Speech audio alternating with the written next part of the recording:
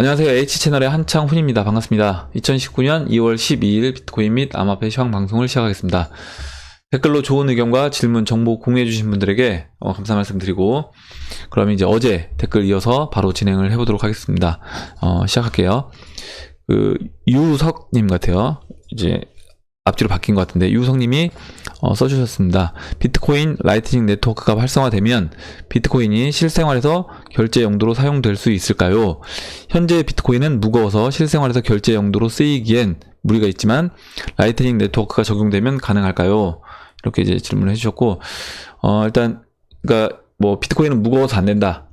뭐 또 암호화폐는 변동성이 커서 안 된다. 이런 부분은 지금 우리가 이제 이 비트코인 라이트닝 네트워크가 계속 나오고 있는 것처럼, 이런 것처럼 기술 발전이 있는 것처럼 지금 당장은 뭐 기술적인 문제로 안 된다고 하더라도 이거는 극복이 저는 가능하다. 기술적인 부분은 그렇게 보고 있고, 비트코인이 그러면 결제 용도로 실제 쓰일 수 있을까? 이 부분은 저는 이제 결제 용도로 많이 쓰이는 어떤 암호화폐는 또 따로 있지 않을까, 이렇게 생각을 합니다. 그러니까 비트코인을 우리가 이제 뭐 디지털 금에 비유해서 많이 설명을 하잖아요. 그렇게 본다라고 하면 우리가 이제 실생활에서 뭐 금을 결제 수단은 아니어도 예를 들어서 뭐 돌잔치라든가 이럴 때 이제 금 돌반지를 뭐 선물한다거나, 어떤 뭐 특정한 날에 뭐 금으로서, 아니면 뭐 금괴를 이용해서 자산을 보유한다거나, 이런 용도로는 비트코인을 이제 쓸 수 있겠지만, 그러니까 자산 가치 저장 수단으로요.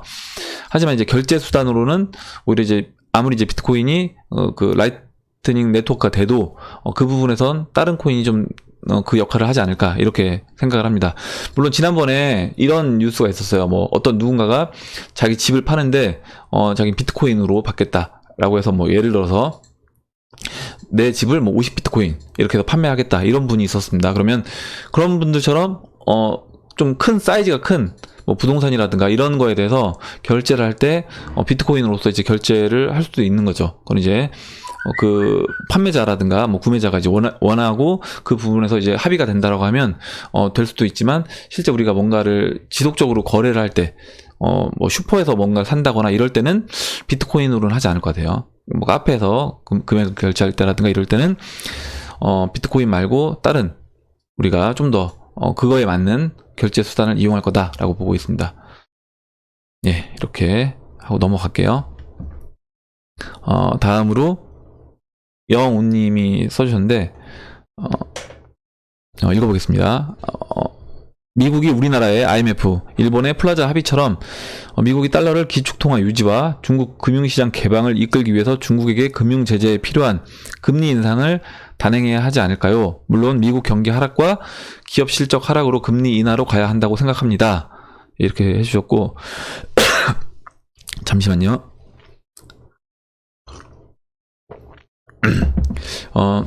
보면 일단 금리 인상이 된다라고 하면 당연히 달러 이제 강세로 가면서 이런 신흥국들, 뭐 우리나라도 마찬가지고 좀 더 이제 달러가 강세 현상을 띠면서 중국이 좀 더 빨리 어떻게 보면 타격을 입을 수 있다라고 보고 있습니다. 근데 그 부분에서 지금 그러면 금리 인상을 왜 하지 않는가라는 부분은 결과적으로 지금 미국 경제 상황이 좋지 않기 때문에,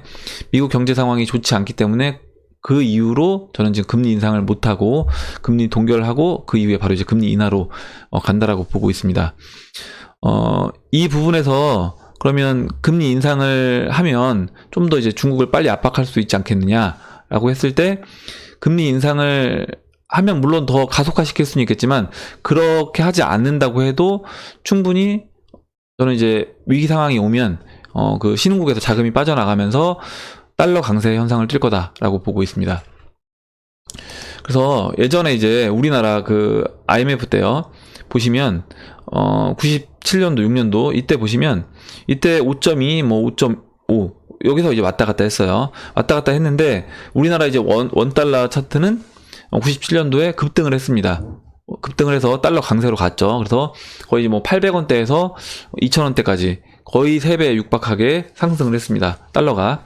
그렇다라고 하면 달러 이렇게 금리를 굳이 인상을 안 했다고 하더라도 여기서 그 화폐, 그러니까 위안화와 달러 달러에서 위안화가 약세로 간다라고 하면 충분히 중국에 타격을 줄 수 있다라고 보고 있습니다. 그래서 이건 이제 금리는 어떻게 보면 그 페드에서 금리를 결정하는 거는 뭐 중국이라든가 이런 데 압력을 넣는 것도 있겠지만 그것보다는 일단 그 미국의 이제 경제 상황에 저는 더 초점을 맞춰서, 그리고 미국의 경제 상황하고 물가 상승률에 초점을 맞춰서 페드가 금리를 결정한다라고 보고 있습니다. 예, 이렇게 보고 이제 넘어갈게요. 예, 다음에 이제 송기봉님이 의견을 써주셨는데, 좀 약간 뭐 공상 시나리오라고 해서 써주셨는데, 이제 읽어보니까 저도 이제 이런 생각은 자주 해봅니다. 해봐서 제가 한번 읽어보도록 할게요. 이제 비트는 그럼 몇 단계 상승을 할 것인가? 개인적으로 이번에 한번 대박 한번 주고 한 번의 기회는 더 있을진데 이것이 마지막 상승이 아닐까 생각됨. 예, 그래서 월봉 차트를 설명하면서 상승 각도의 변화 과정을 설명하였다.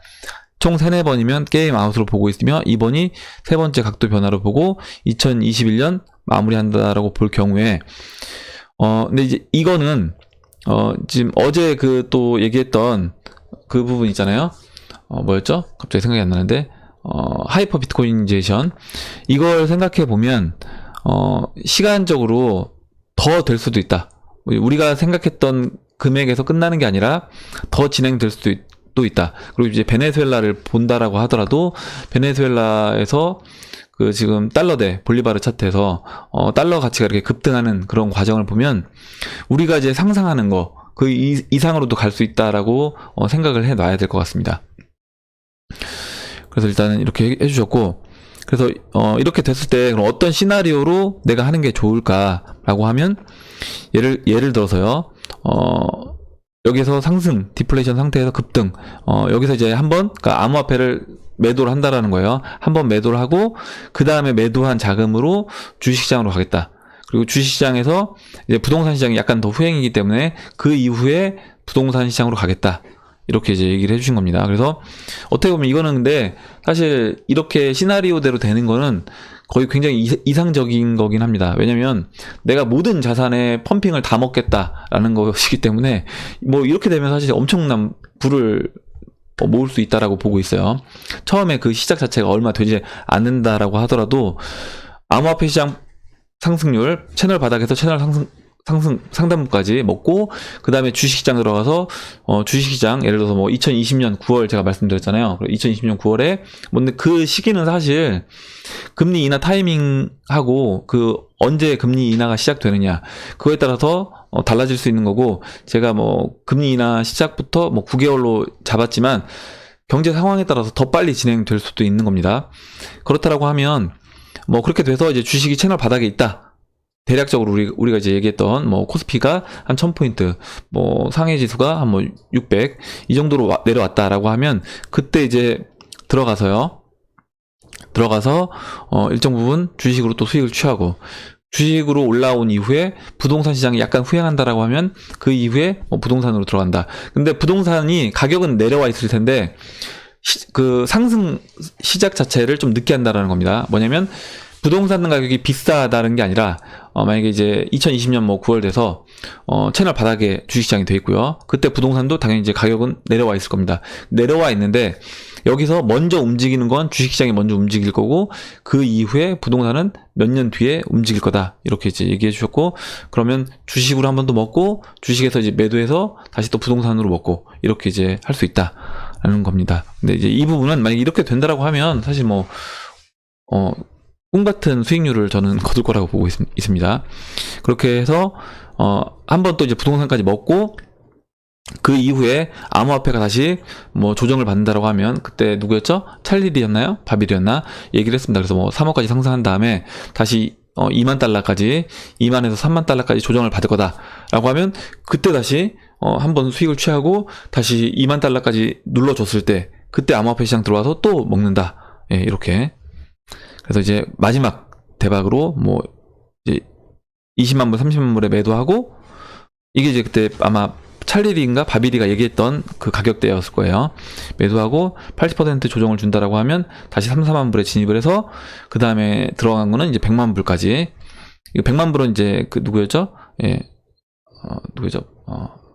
메가피가 얘기했던 100만 불까지 한번 먹는다. 근데 뭐 100만 불 얘기했던 또 그 헤지펀드에서는 1000만 달러도 얘기했고요. 또 어제 얘기했던 하이퍼 비트코인이제이션으로 간다라고 하면 뭐 1000억 원까지 얘기가 나오고 있기 때문에 사실 그 부분은 우리가 이제 어떻게 보면 상상할 수 없는 영역이기 때문에 만약에 그 부분에서 우리가 실제로 그렇게 됐을 때 암호화폐를 갖고 있을 수 있으려면 일정 부분의 암호화폐는 그냥 이거는 내가 아무리 가격이 올라도 매도하지 않고 갖고 있겠다라고 해야지 저는 그 수익을 취할 수 있을 것 같아요. 만약에 지금 생각해보면 사실 뭐 1억 원만 가도 어느 정도 많은 물량 아마 개인들 중에 비트코인 들고 있는 분은 거의 없을 거다. 그리고 나중에 뭐 1억 원을 넘어서 진짜 비트코인이 10억 원까지 간다라고 하면 그때 개인들 중에 1비트라도 들고 있는 사람이 과연 몇 명이나 될까라고 하면 진짜 극소수일 것 같아요. 극소수일 것 같고 갖고 있다고 하더라도 진짜 소량으로 갖고 있다거나 뭐 이런 식으로 될 것 같습니다. 예, 그렇게 해서 또 한번 암호화폐를 먹고 그 다음에 또 이제 부동산 비트는 마지막 상승 궤를 같이 한다 이렇게 얘기해 주셨습니다. 그래서 이런 식으로 그 큰 돈의 흐름 암호화폐 시장으로 돈이 가고 거기서 또 주식시장으로 가고 부동산 시장으로 가고 이런 것들을 이제 큰 시장 돈의 흐름을 우리가 이제 좀 볼 수 있고 그런 안목이 있다라고 하면 물론 열심히 일을 하는 것도 중요하지만 제가 계속 말씀 열심히 일하는 건 당연히 이제 기본적으로 중요하지만 내가 아무리 열심히 일을 해도 그거에 대해서 준비가 아무것도 안 돼 있다라고 하면 먹고 사는 거는 굉장히 힘들어질 수 있다.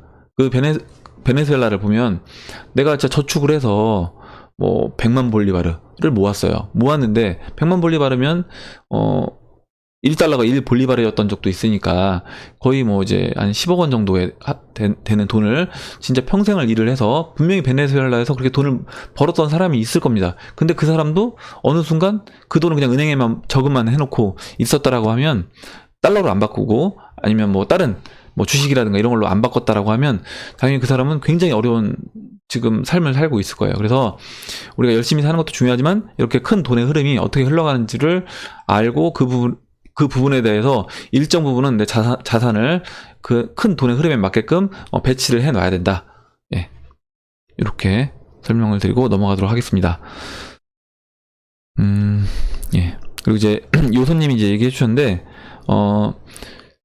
20분은 좀 짧은 것 같다. 왜냐면 이제 들으실 때 1.5배속이나 이제 2배속으로 들으신대요. 그래서 저도 이제 들을 때 보면 다른 유튜버 분들 것도 마찬가지고 한 1.5배속 정도 조금 어려운 내용이면 한 뭐 1.25로 들으면 충분히 다 들리더라고요. 그래서 아마 그 정도로 하시면 좋을 것 같고 그래서 이제 영상이 좀 길어도 상관없다. 그래서 제가 이제 생각한 게 한 30분 정도로 맞춰서 영상을 이제 찍으려고 합니다. 되도록이면 그 30분 이상은 넘지 않으려고 해요. 예. 다음 보도록 하겠습니다. 그리고 이제 김동준님이 지금 이제 미국 서부 패키지로 여행 가서 호텔에서 보고 계시다고 해서 여행 가서 이제 보고 계시다고 해서 감사드리고 일단 가보시니까 미국은 진짜 좋은 나라 같다. 그리고 미국에 왜 금융 세력이 자리를 잡고 있는지도 알 것 같다. 이렇게 얘기해 주셨습니다. 그리고 이제 일현R님이 써주셨는데 제 생각은 절대로 법정화폐는 망하지 않을 듯합니다. 베네수엘라는 특수한 사례고요. 달러는 향후 50년은 지금처럼 유지될 듯합니다. 예, 그래서 이렇게 이제 생각하실 수도 있는 거예요.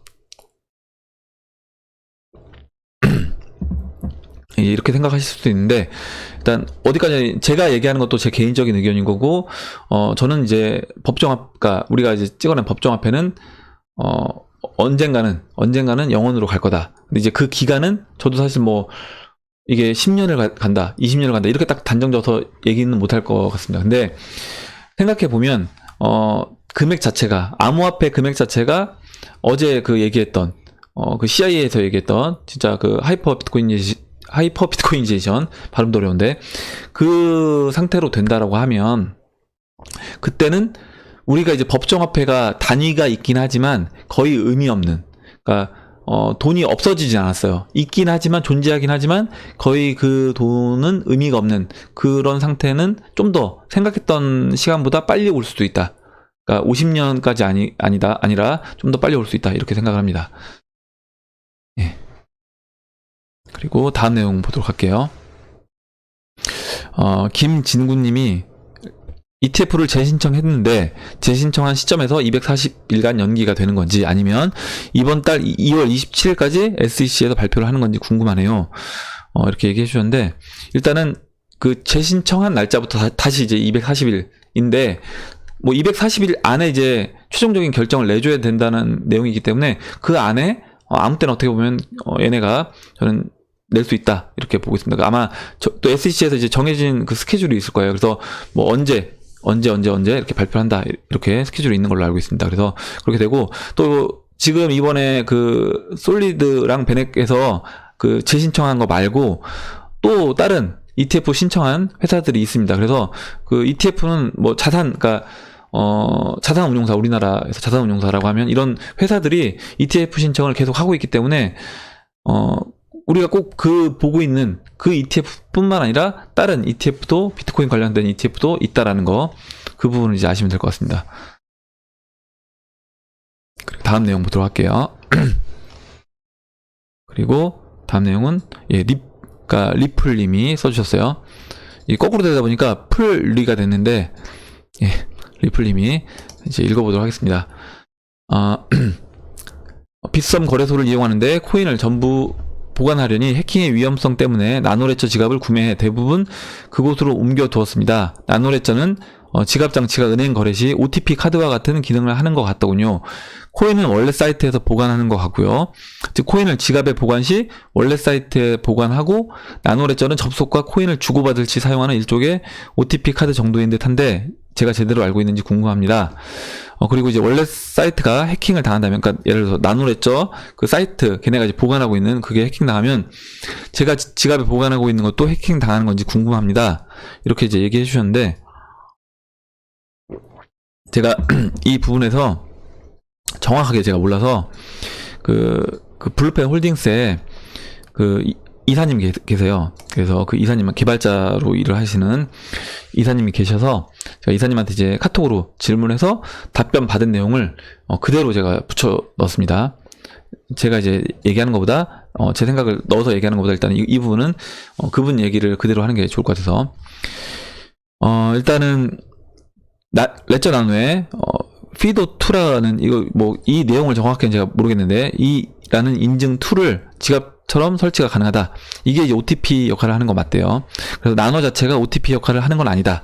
피도2는 구글 OTP 같은 거라고 보시면 되고요. 지갑으로서의 레저는 프라이빗 키를 안전하게 보관해주는 역할을 하는 거다. 그래서 우리가 나노 레저 지갑을 갖고 있는 거는 프라이빗 키를 안전하게 보관해주는 역할을 하는 거고, 결국에 그 프라이빗 키는 블록체인 데이터에 들어있는 거다. 그러니까 우리가 갖고 있는 코인은 모든 지갑 데이터는 각 코인의 블록체인 데이터에 들어있는 거다 라고 보셔야 되고, 결론은 하드웨어 지갑의 목적은 그냥 프라이빗 키를 암호화해서 외부 접근을 차단하여 보관하는 것입니다. 이렇게 얘기해 주셨어요. 그래서 코인이 망해서 그 블록체인, 그 시스템이 유지가 되지 않아서 소멸하는 경우가 아니라고 하면 지갑은 절대 없어지지 않습니다. 그게 이제 블록체인 기술의 핵심이고, 그래서 이제 레저 회사가 망하더라도 복구 키워드 24개 단어만 있으면 타사 하드웨어 지갑을 이용해서라도 복원이 가능하다. 이렇게 얘기해 주셨고, 그래서 이제 결과적으로 뭐냐면 얘기해 주신 내용을 정리를 해보면 일단 나노레저가 해킹당하고 그 회사가 없어지는 건 상관이 없다. 그 회사가 없어지는 건 상관이 없고, 만약에 그 나노레저 그 하드웨어 장비 자체도 문제가 돼도 상관이 없다.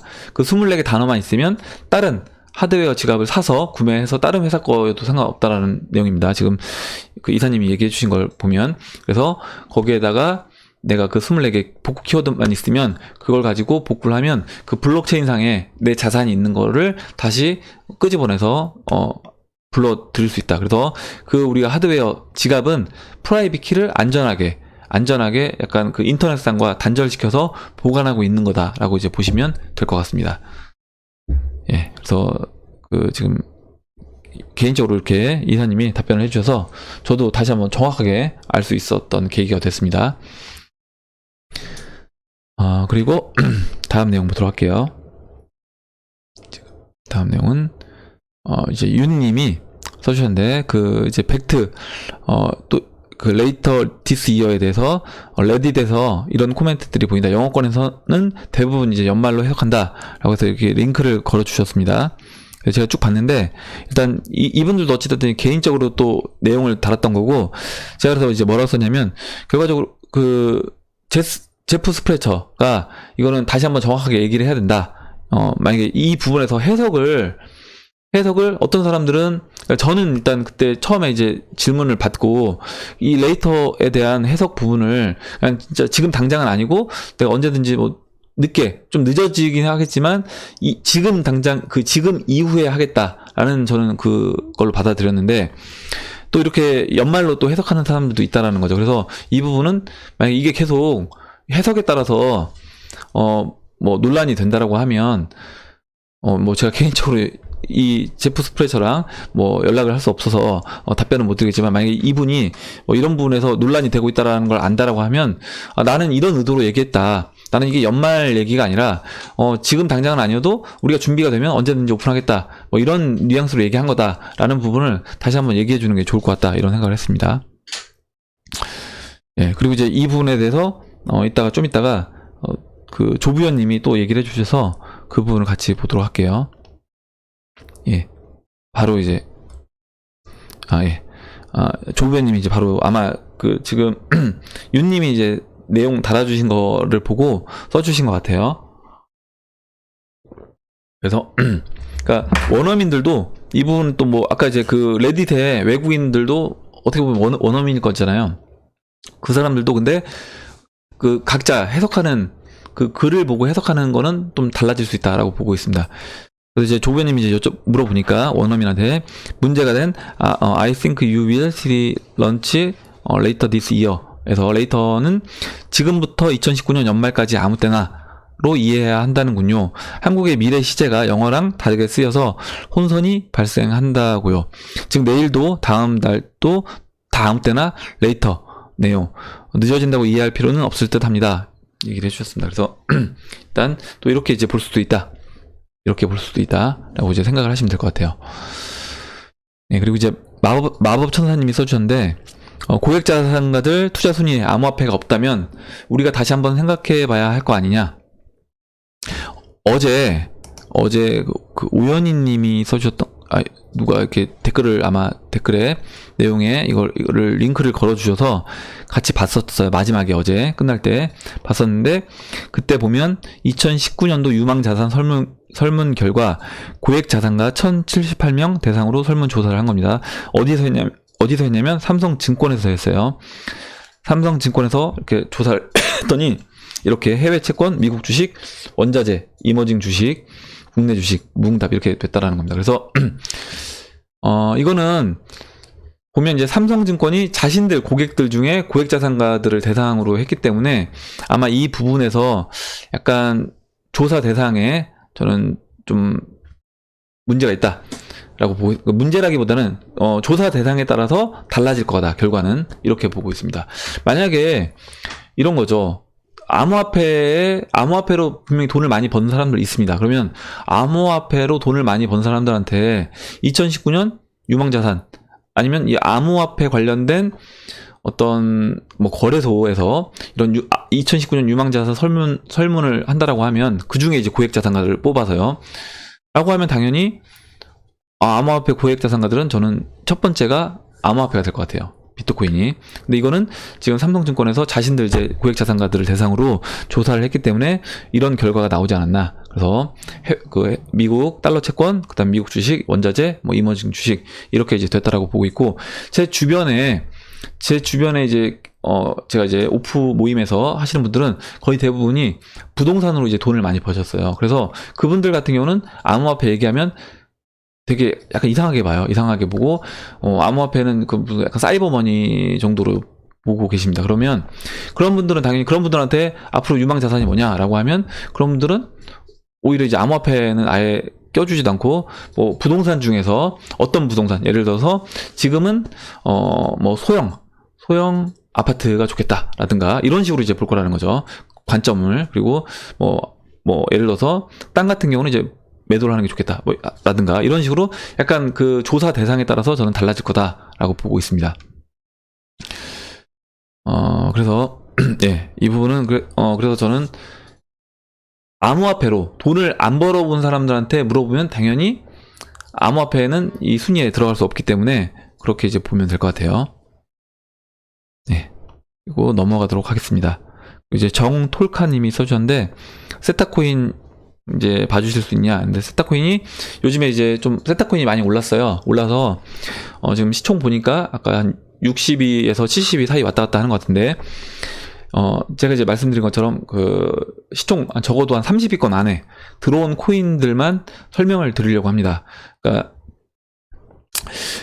시총이 이제 뭐 60이면 사실 낮은 건 아닌데 왜냐면 2,000개가 넘는 코인 중에 60이라고 하면 그래도 이제 시총이 높은 코인이라고 볼 수 있는데 그래도 제가 이제 조심스러운 부분이 있는 거예요. 그래서 그 부분에서 되도록이면 좀 상위권 코인들 그래도 이제 여러분들한테 뭔가 제가 설명을 드릴 때 왜냐면 설명을 드리다 보면 그 부분에서 제가 좀 좋은 뉘앙스로 뭔가 얘기를 하게 되면 그 부분에서 여러분들도 관심을 갖고 보실 수 있기 때문에 그렇게 됐을 때 최대한 저는 이게 이제 뭔가 좀 문제를 나중에라도 좀 긴 시간 이후에라도 이 코인이 이 시장에서 살아남으려고 한다라고 하면 어느 정도 생태계가 구축되고 그 대중들이 좀 인정한 그런 코인이 돼야 된다라고 보고 있고 그래서 이제 제가 시총이 좀 올라와 있는 코인들만 설명을 드리는 거니까 그 부분에서 좀 이해를 해주시면 감사하겠습니다. 그리고 국내 코인들은 되도록이면 제가 그래서 또 설명을 지난번에 이제 문제도 있고 해서 설명을 이제 안 드리려고 하는 거예요.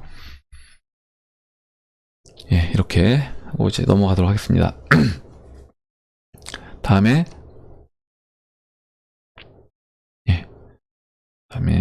지금 어디까지 했냐면 박상현님이 이제 써주셨어요.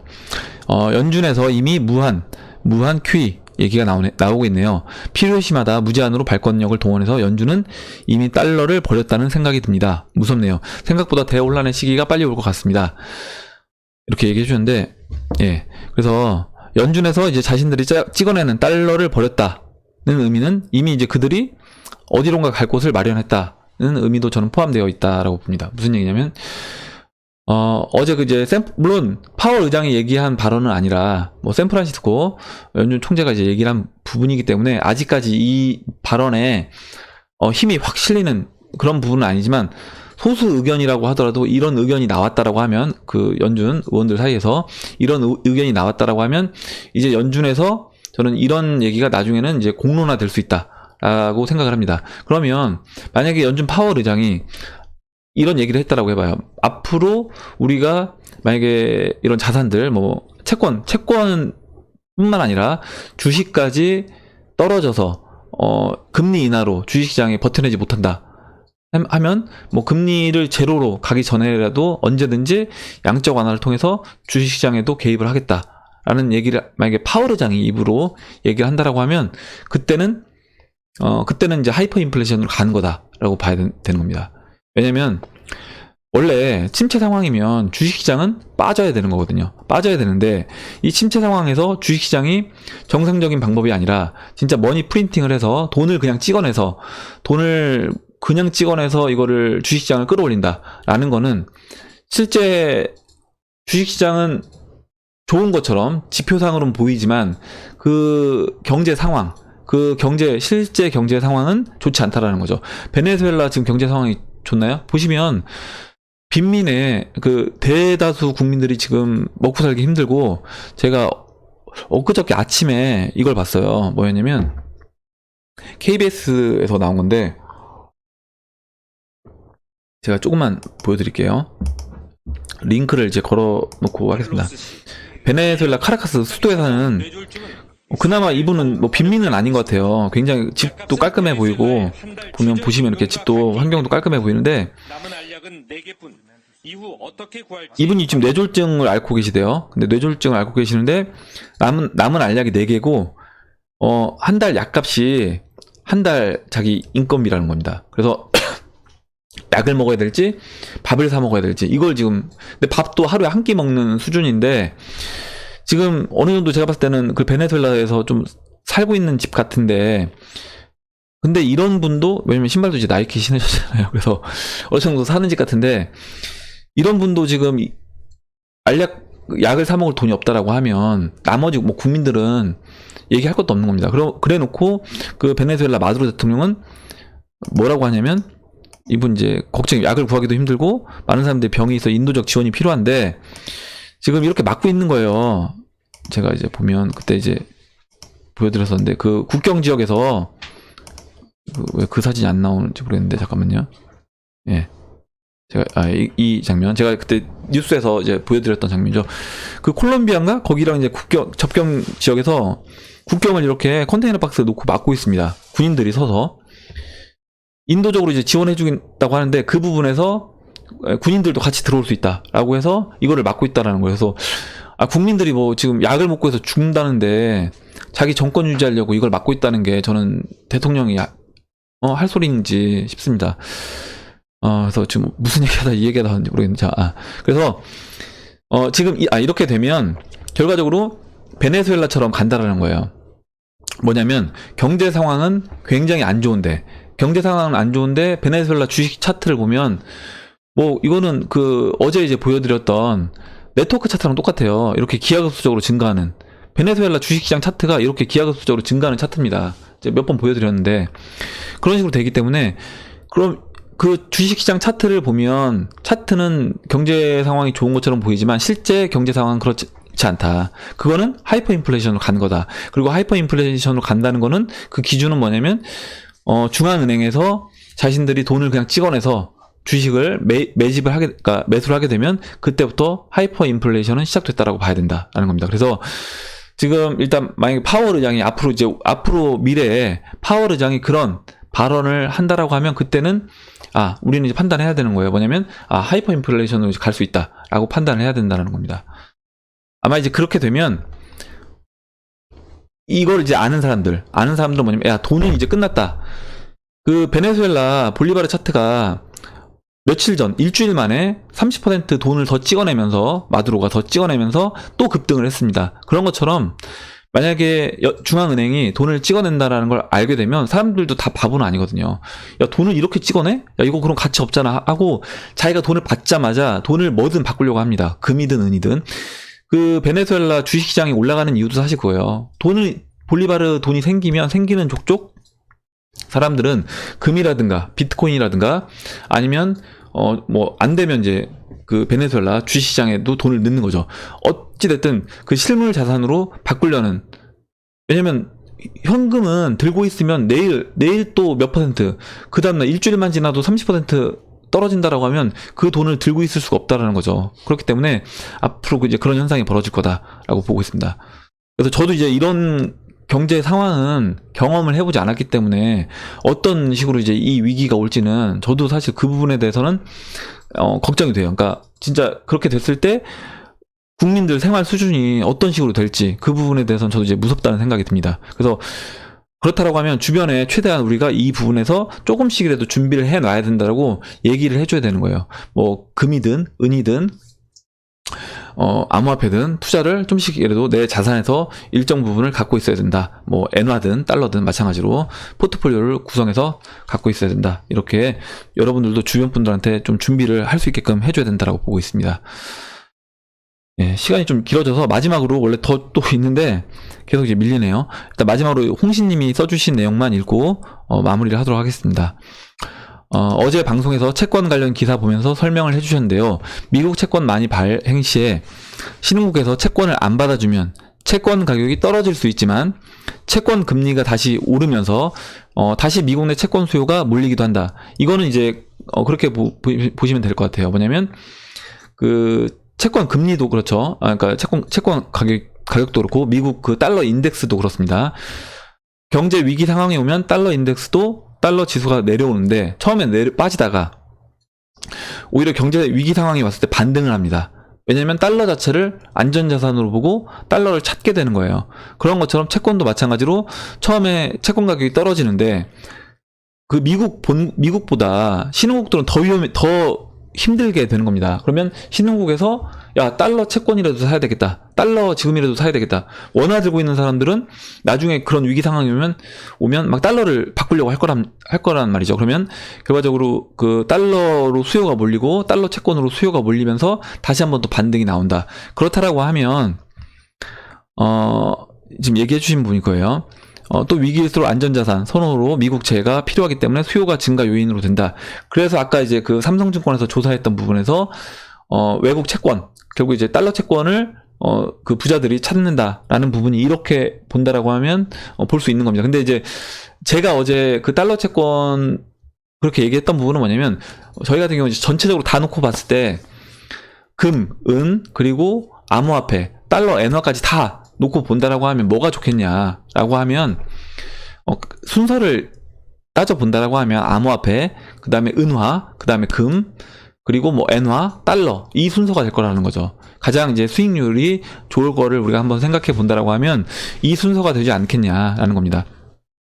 그리고 이제 지금 퇴직연금을 하고 계신가 봐요. 그래서 퇴직연금에서 주식, 채권, 예금 비중을 조절하려고 하는데 어떻게 조절하면 좋겠냐. 그래서 이제 당장 퇴직연금이 뺄 수는 없는 거고, 그래서 이제 그럼 예금보다는 채권이 좋을 것 같고, 예금 50, 뭐 채권 50 이렇게 바꿔야 될 것 같다. 라고 해주셨고, 채권 투자 시에 주의할 점은 뭐냐. 상품이 국채뿐 아니라 공채와 여러 상품 혼합이라 망하는 회사가 있으면 수익률에 문제가 있나요? 이렇게 얘기해 주셨는데, 일단 뭐 개인 투자 비중을 제가 이렇게 해라 저렇게 해라 이거 얘기 드리는 건 굉장히 어려운 부분이 있어요. 그래서 이 부분에서 제가 이제 이 채널을 유지하는 이유도 여러분들한테 개인적인 투자 상담을 하거나 포트폴리오를 알려드리려고 하는 게 아니라 큰 흐름만 제가 이제 제시를 해드리고 저는 이 시장을 이렇게 봅니다라고 말씀드린 다음에 그리고 여러분들하고 같이 정보를 이제 서로 공유를 하면서 우리가 이제 원하는 방향으로 내 포트폴리오를 꾸려 나가자 이렇게 이제 제시를 해드리기 위해서 채널을 운영하고 있습니다. 그래서 개인적으로 이렇게 하셔라 저렇게 하셔라 이거를 제가 말씀드리는 건 어렵고 그래서 이제 제가 이제 지금 말씀드리는 거를 참고하셔서 그리고 또 제 얘기만 듣지 마시고 다른 분들 얘기들도 다른 또 경제에 관련된 전문가들 유튜버 분들도 있으니까 그분들 얘기도 참고하셔서 그 부분에서 그 비중을 조절하시면 될 것 같습니다. 그래서 이제 제가 보는 관점은 아까 이제 말씀드렸던 것처럼 전체적인 자산들을 다 펼쳐놓고 본다라고 하면 저는 이제 암호화폐 그리고 그러니까 은금 수익률로 봤을 때 말씀드리는 거예요. 은금 그리고 그 다음에 뭐였죠? 엔화, 달러 이런 순서대로 이제 저는 보고 있습니다. 예, 이렇게 하고 마무리하도록 하겠습니다. 예, 그러면 이상으로 2019년도 2월 12일 비트코인 및 암호화폐 시황 방송을 마치도록 하고요. 오늘 나온 얘기 중에 여러분들 의견이라든가 또 질문 그리고 같이 정보를 이야기하고 싶은 내용 있으시면 댓글 남겨주시면 같이 이야기해보는 시간을 가져보도록 하겠습니다. 댓글 남겨주신 분들한테 다시 한번 감사 말씀드리고 예, 그럼 이상으로 영상을 마치도록 하겠습니다. 영상이 도움이 되셨다면 좋아요와 구독 버튼 그리고 알림종 버튼을 눌러주세요. 감사합니다.